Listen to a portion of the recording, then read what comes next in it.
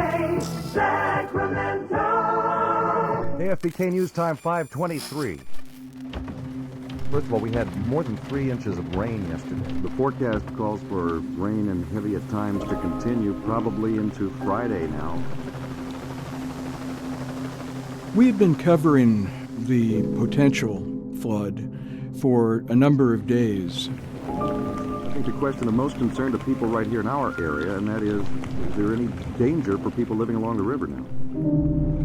The level of the Yuba River had gone down 3 feet. Officials in Marysville were saying things are looking really good. Water control people, the state flood chief says that there is no major problem right now. But there was a basic underlying assumption that was wrong, and that was that these existing levees were good.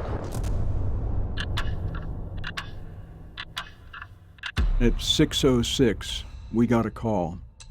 The levee has broken behind PV Ranch and Home.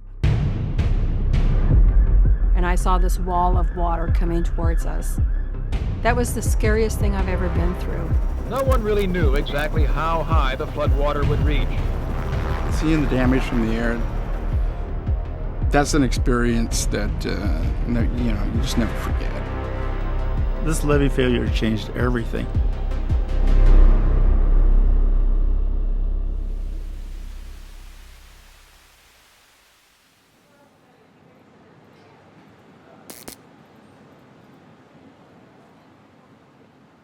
So this is our morgue, where we keep all the old newspapers going back, a long time. Ooh, this one's been opened a bit. February of 1986, the newspaper. Let me see, Monday, February 10. So my name's Chuck Smith. I'm the managing editor of the Appeal Democrat newspaper in Marysville. In 1986, I was a reporter at the Appeal Democrat newspaper. But anyway, for 2 weeks, we were writing stories about the river rising. On February 20, it had stopped raining. I remember one of the editors came by, and he goes, well, any hope for optimism today? And I said, well, I'll ask that question when I call around today. And so I did. That was the question I asked every one of the emergency operations. Anybody who had anything to do with all the levee districts, anybody emergency operations center, any reason to feel optimistic? And it was like, well, good weather report.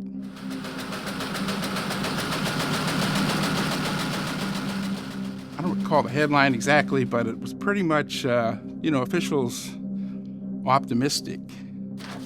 It says receding rivers and a bright weather forecast have area emergency officials relaxing. So I just imagined all these people getting the newspaper of the evening and sitting down, reading the paper and saying, officials optimistic, and then hearing the sheriff's department go by, get out, the levee failed.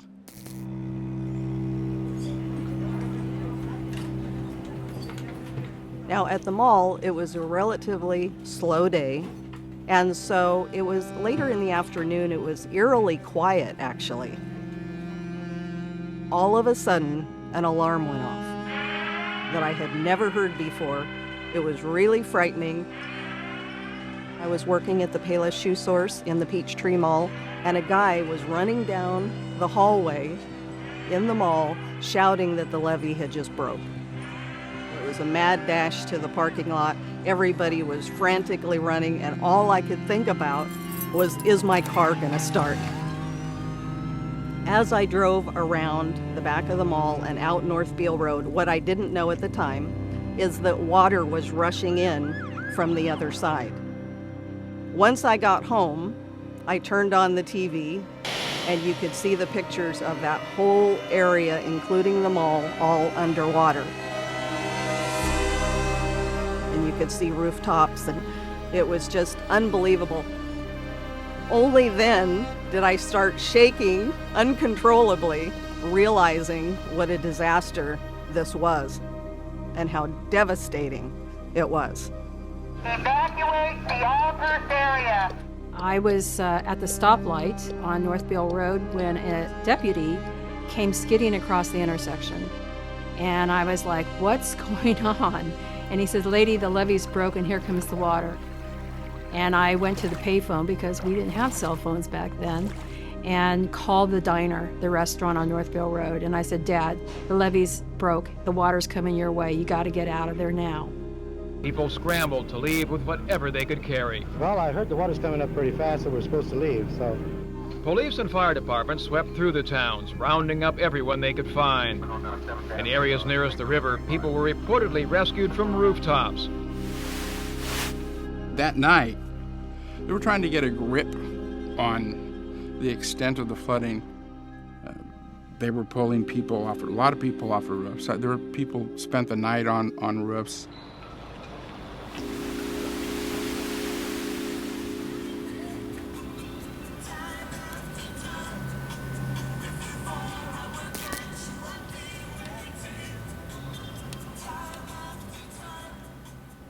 The building we're in here at KUBA was built, the first part of it, in the late 1940s. And there was the flood of 55. And that did come out here. And there's a water line about 3.5 feet up from the ground inside that window. So this building that we're sitting in had 3.5 feet of water in it in 55. Back in 1986, we had as many as 6 people answering phones. We had 2 people in the newsroom. We always had 2 people on the air, and that went on for 5 consecutive days. Here is the 21st article with the aerial image. 24,000 flee as Yuba floodwater spread south. Some residents cling to rooftops. 30 square miles flooded. That nobody drowned was really a miracle. In 1986, the levee failed just over my shoulder here. Like somebody just come in and cut a slice out of the levee and removed it. They were vertical walls on either side of the break, and water was just flowing through. The levee itself was fine. It wasn't the levee that failed, it was the foundation of the levee that failed at the time. Underneath these levees is the old mining debris from the hydraulic mining that had occurred in the 1800s. And that's a kind of a sandy, silty material. Well, if you know, water goes through sand. It moves quite readily through sand. And that was the basic problem. And this is West Linda. Most of these images weren't used, but they all tell a story. They certainly do.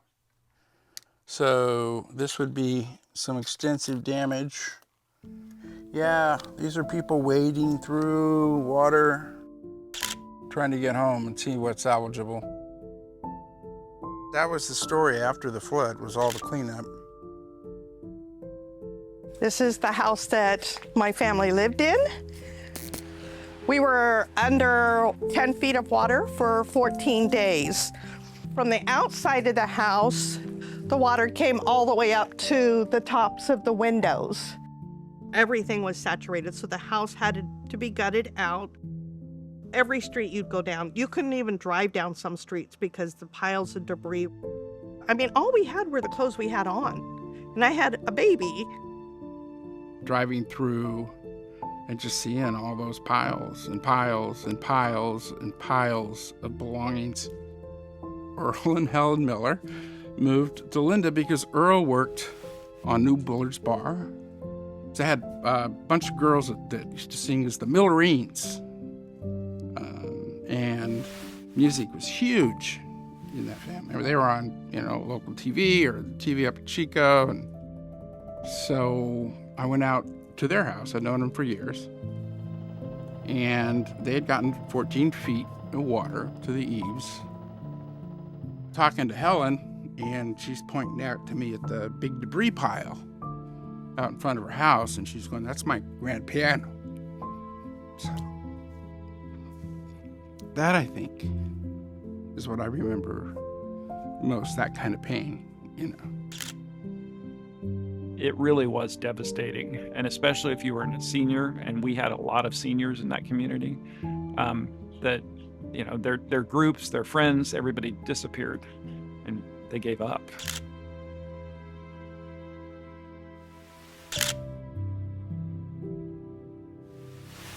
A lot of times when you read about the history of these types of events, they always describe it in dollar amounts. There was millions of dollars that was destroyed in buildings and economic development. But really what it boils down for me is the personal effects that happened. It's still a little tough to talk about.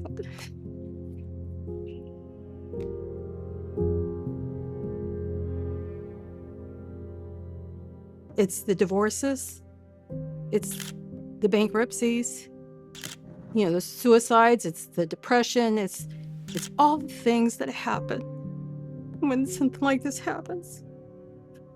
Sorry.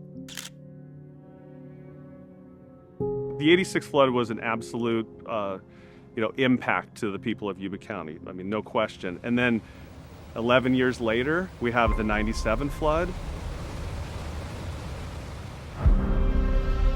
In Yuba County, total devastation. The crumbled levees of the Feather River have changed thousands of lives. Rescue workers patrol from house to house. A routine started during the 1986 floods in this area. It was very deflating because there'd been some levee work, but there'd been years of agitation for something to be done. We were at a breaking point here in this community, and people were scared every single winter. I wanted to get in the car and just leave and never come back. Now, Linda, along with all the other flood victims in Yuba County, begins the tedious and painful task of cleaning up. In the soggy aftermath, no shortage of suggestions to keep this from happening again.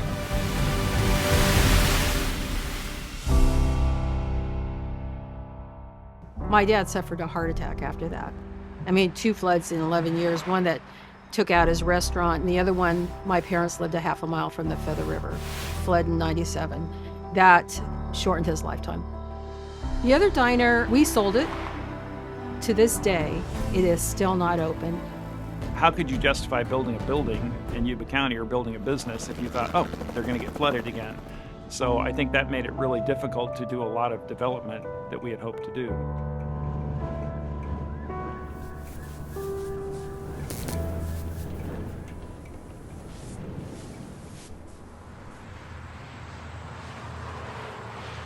So the most devastating floods that we've experienced in the Central Valley have actually been on the Feather River system.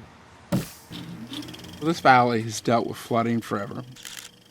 Marysville is located at the confluence of the Feather River and the Yuba River.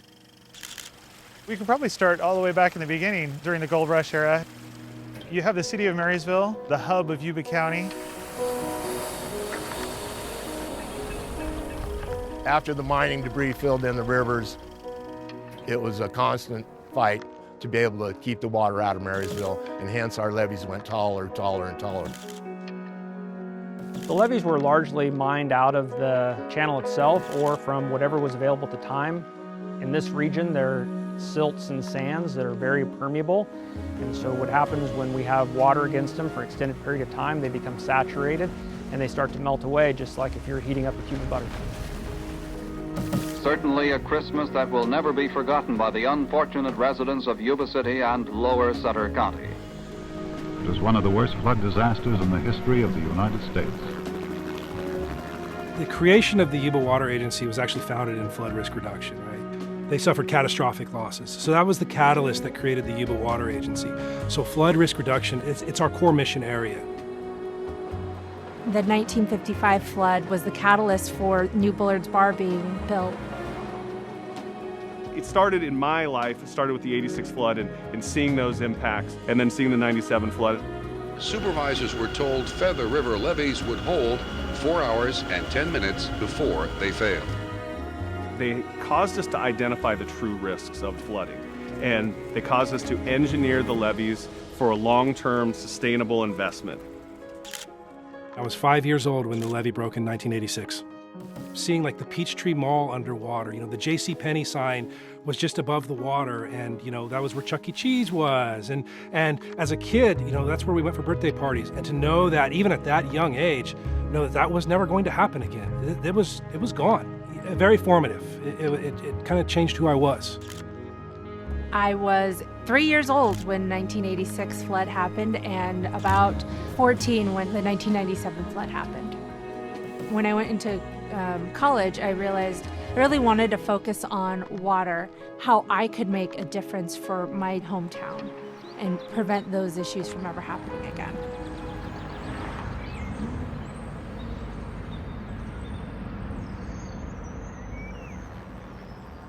Yuba County was tired of suffering from these catastrophic floods, and so at that time they decided to form the Three Rivers Levee Improvement Authority to specifically conquer levee improvements. I was the founding member of Three Rivers Levee Improvement Authority, and there was a strong leadership. I mean, the board was unified in saying that flood protection was number one.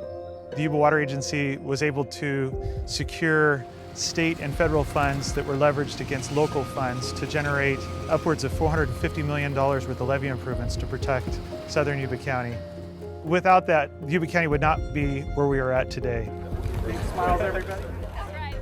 Because of the dedication and unprecedented efforts of the local citizens and local agencies who have worked so hard for so long to make this project a reality. The results of reduced flood risk, it'll attract business investment and capital, it'll promote job creation, and we seriously need that here in our community. The most major improvements have been the Bear River and Feather setback levees, where the levees were actually built further back from the original riverbanks to allow the water to expand over a wider area. We have worked with the Army Corps to really strengthen the levees around Marysville. The risk has been reduced substantially. I mean, if you just look at the development in South Yuba County with the addition of all the homes in Plumas Lake, that's not something that could have even been dreamed of prior to this work. All told, I think we're about $600 million has been invested in the local levees. It is hard to explain to other people how valuable the Yuba Water Agency is and how much it changed the world of Yuba County.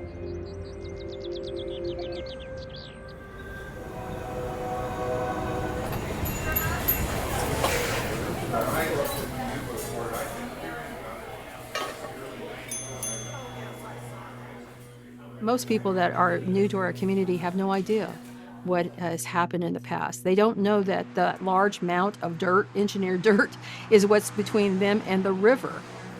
And I remember them coming into this diner and saying, "Are we safe? Are we safe?" It's a pretty surreal feeling. When I was 12 years old, I witnessed this event from news cameras. But to be here is just a very scary feeling, honestly. And it reassures me that I'm doing the right thing in my position to make sure that these levees are maintained to the highest quality standard possible.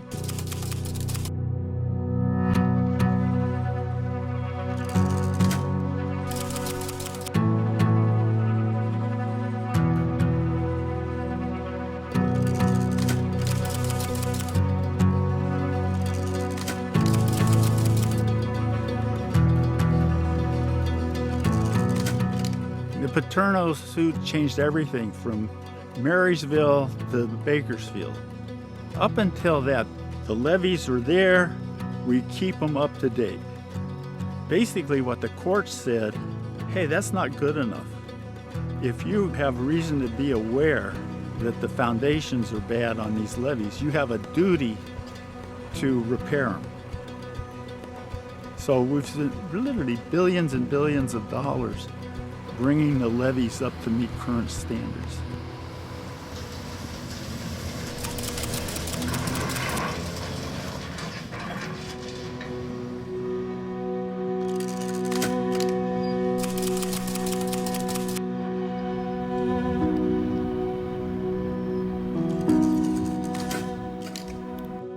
That very site where the Peachtree Mall once stood is now a Costco, which is, the average American's example of the economic engine is Costco, and it's there now, and we're back to somewhat, normal economy in Yuba County, but it's taken 40 years, which is amazing. But the reality is there's much more to do. There's hundreds of millions of dollars of work yet to do, even though we've had these great accomplishments. No matter what we do, no matter what investments we make, there will always be a risk. We want to make sure the people of Yuba County are as prepared as possible for high water and protected as possible from high water. I feel so safe that I built my brand new home closer to the levee.